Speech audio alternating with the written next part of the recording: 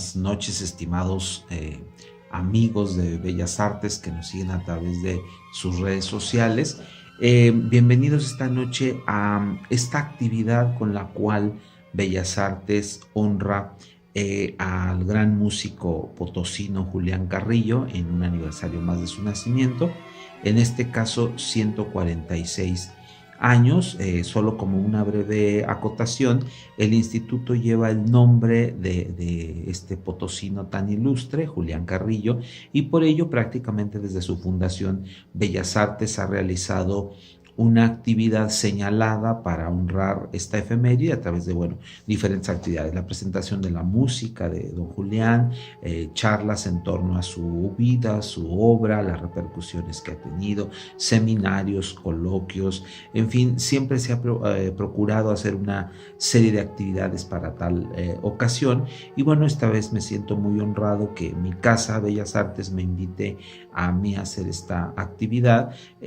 Yo en específico quise situarme en dos actividades muy señaladas del año 21, que son la publicación de un texto, de un artículo importante en la vida de Julián Carrillo, y en la composición de una ópera, en este caso su segundo título, que es Julitl, y al cual pues me voy a referir un poco más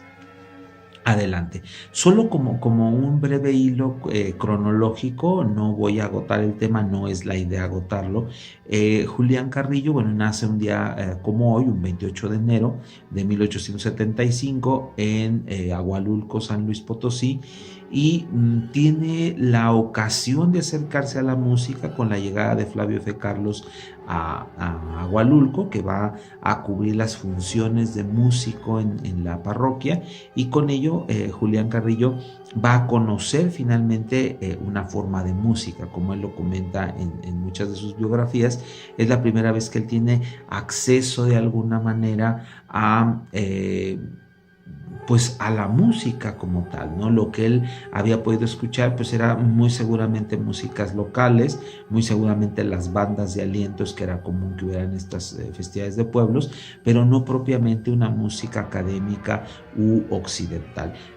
Flavio F. Carlos lo invita a venir a estudiar a San Luis Potosí, donde finalmente se convierte en su alumno. Se convertirá en un alumno muy aventajado de Flavio, al grado de que muy pronto va a destacar ya como compositor, un compositor más bien de oficio que de educación, porque no está llevando composición con don Flavio, sino instrumento, además de que pues es un poco el asistente en la orquesta que Flavio tiene, le apoya en todas estas cuestiones de orden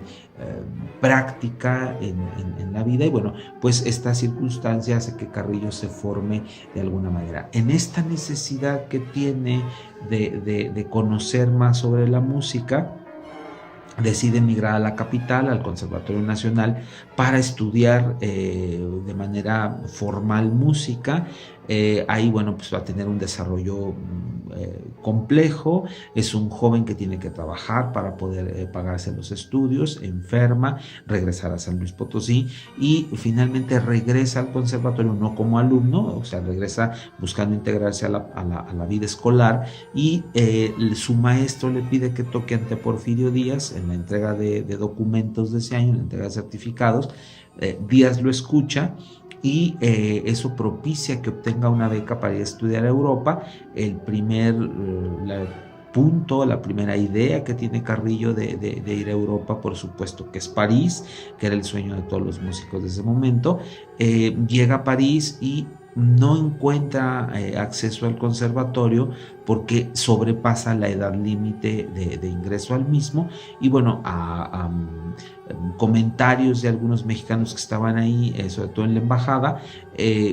va a Alemania, donde al parecer no hay problemas de edad, quizá un poco por sugerencia de estas mismas personas y quizá por algunas otras circunstancias, se encamina a Leipzig, donde va a ingresar al conservatorio, se convertirá en alumno de esta institución celebradísima de la música en Europa, y aquí se va a formar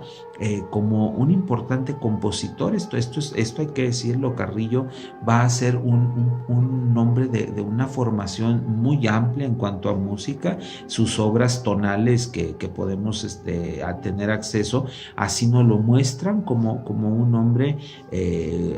acorde a su tiempo, un sinfonista que está atento a todos los procesos creativos de su época. No debemos de olvidar que está Wagner presente, que está Debussy, a los cuales Carrillo siempre se va a sentir muy cercano, ¿no? Por las innovaciones, por las reformas, por las revoluciones que ocasionaron en el sonido, y a su regreso va a ocupar algunos puestos importantes, primero como inspector de música y posteriormente como director de la Orquesta Sinfónica y del conservatorio, director del conservatorio. En 1920 es director del conservatorio y van a suceder la génesis de estos dos procesos que les decía que quería yo abordarles el día de hoy. El primero es la aparición de un documento, el segundo la factura, la composición de su ópera, de su segunda ópera,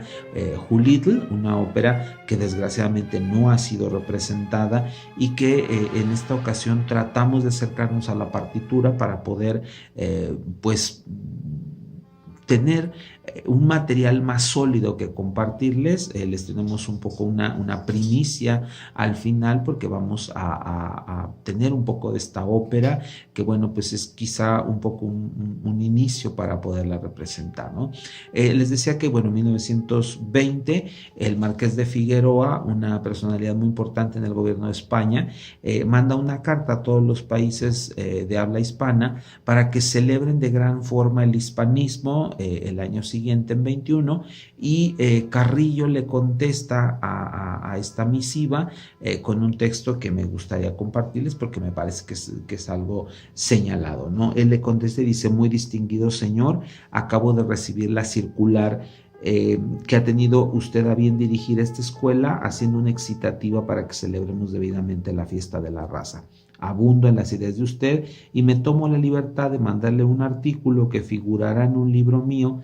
en que aún está en preparación. En él puede leerse lo que pienso y opino acerca de los pueblos hispanos que no hemos sabido aprovechar hasta hoy las ventajas que nos da el origen común, así como la riqueza de nuestro idioma. Yo sufro en mi agudo hispanismo al ver que somos tributarios de razas e idiomas que quizá no nos sean superiores. Espero que me será posible hacer llegar estas ideas a todos los jefes de las naciones de habla española. Me sentiría muy honrado de conocer su opinión. Con este motivo me suscribo a su atento servidor, Julián Carrillo. Obviamente firma como director del conservatorio, y en este texto que después Carrillo va a publicar, él hace un énfasis en un problema que aún seguimos adoleciendo, que los libros de texto que se usan en los pueblos hispanos sean traducciones de libros de otros idiomas, en esa época principalmente francés y alemán en ese orden, y que, bueno, si lo contemporaneizamos, pues sería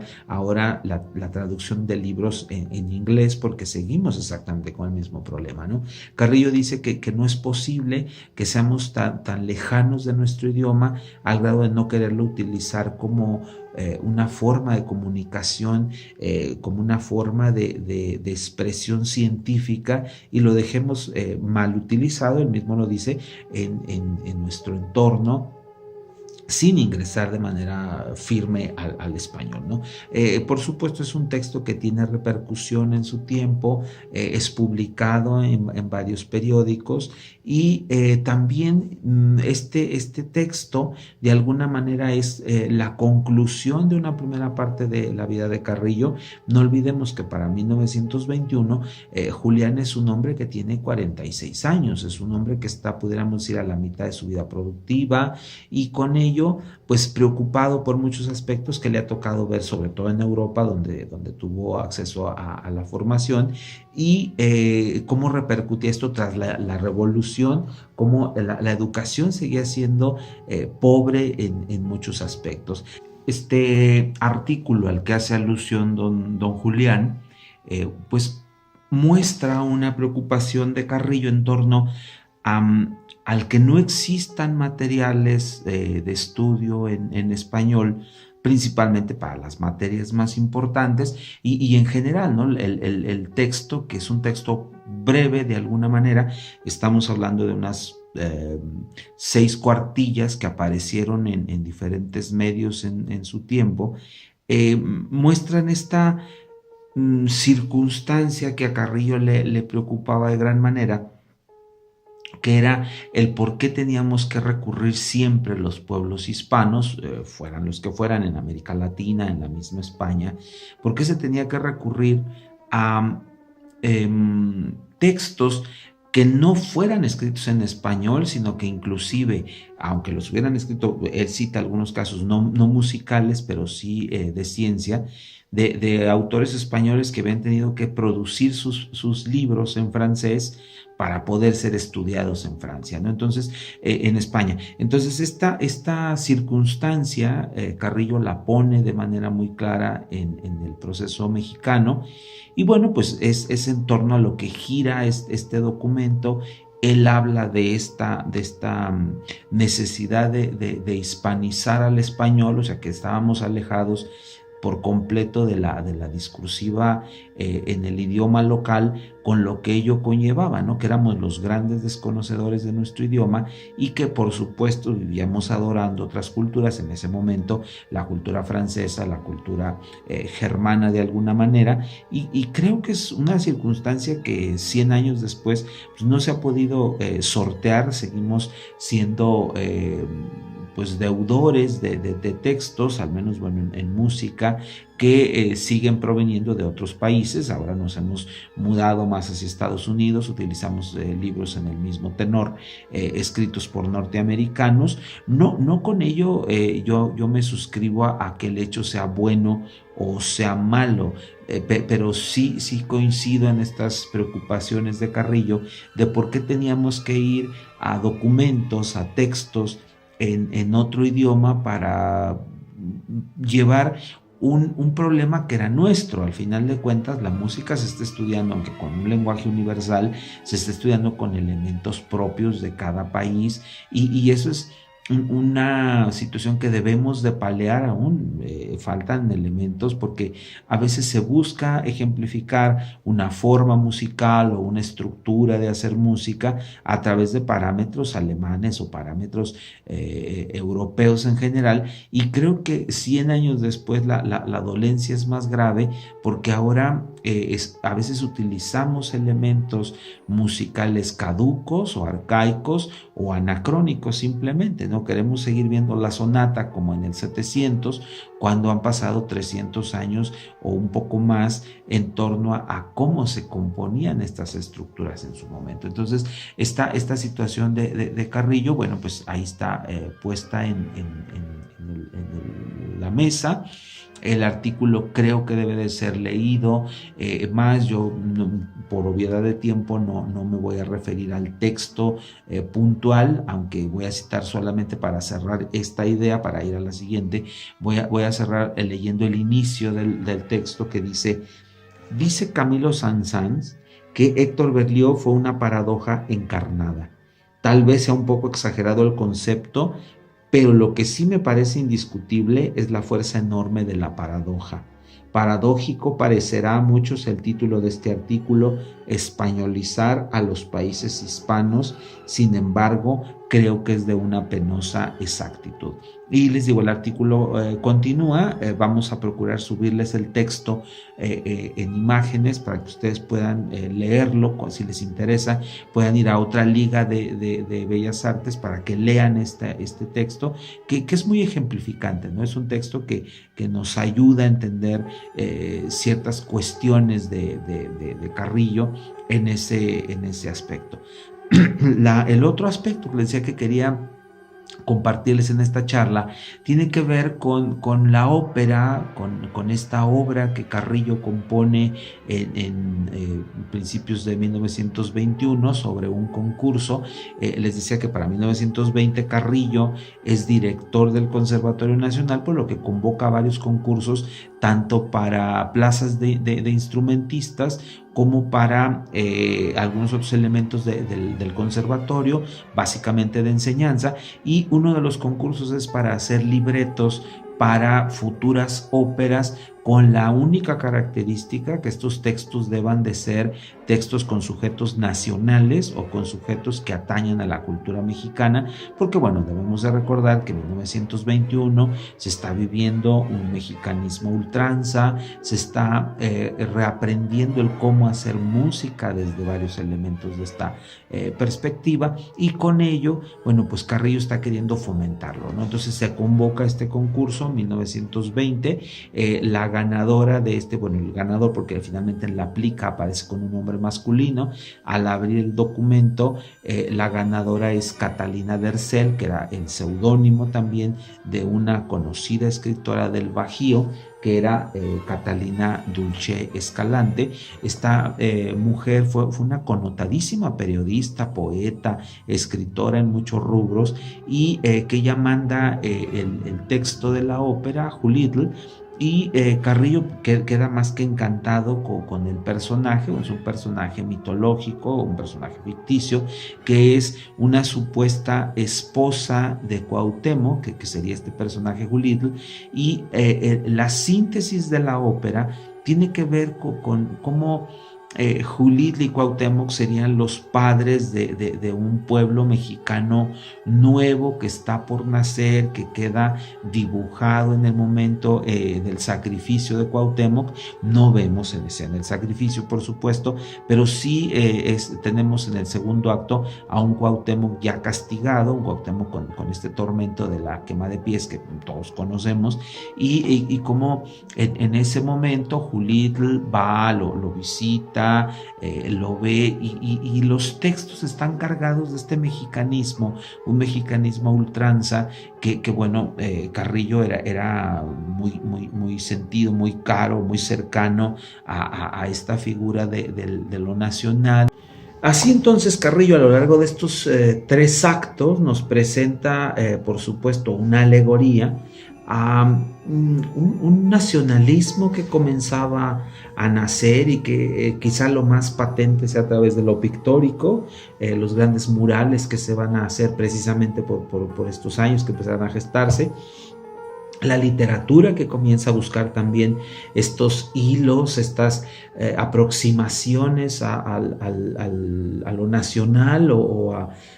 a una raíz indigenista, más que otra cosa, esta raíz indigenista a la cual Julián Carrillo era tan cercano, y Julitl quedaría como un monumento a ello, ¿no? Sí es importante, bueno, ustedes fueron viendo algunas imágenes a lo largo de la charla, donde veían el original de esta partitura, y que bueno, con ello vemos el estado en el que se encuentra, y que creo que 2021 debería de ser un poco el propiciar que esta pieza primero se transcriba, que es lo más importante, o sea, no tener solo el autógrafo, sino ya una digitalización de la misma, y después poderla montar, ¿no? En esta ocasión tratamos de hacer una reducción de orquesta. Debo agradecerle a Hilario Miramontes su colaboración en ello, y Erika Deneb Martínez como soprano, y Yergina Pavlova en el piano van a recrearnos un momento de Julitl, un fragmento de esta ópera, buscando, bueno, propiciar el montaje de la misma, ¿no? No sabemos aún si lo vamos a incluir dentro de la charla como tal, o lo ponemos como un clip separado para que ustedes lo puedan disfrutar y conocer esta ópera verdaderamente interesante. No puedo decirles maravilloso, que no lo hemos escuchado, sino hemos leído solo la música, interesante en torno a una de las propuestas más nacionales de Julián Carrillo. Pues no me resta más que agradecerle su compañía esta tarde noche, volver a agradecerle a Bellas Artes el que me invitara a realizar esta charla sobre 2 efemérides importantes en el año 2021 en la vida de Julián Carrillo.